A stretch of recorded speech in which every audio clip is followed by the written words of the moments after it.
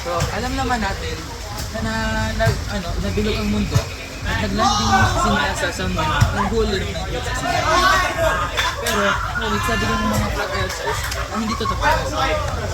At alam din natin na ginawa sila ng rocket para makapunta sa buwan.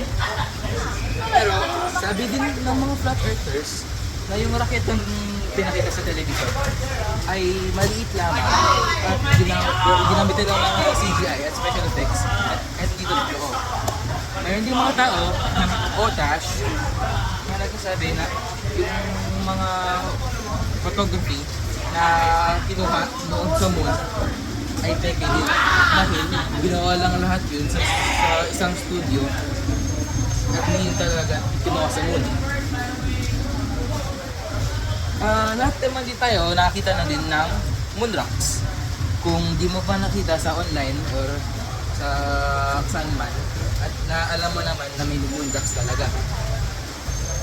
Bari itong mapruweba na hindi talaga to galing sa mundo na to at galing sa buwan.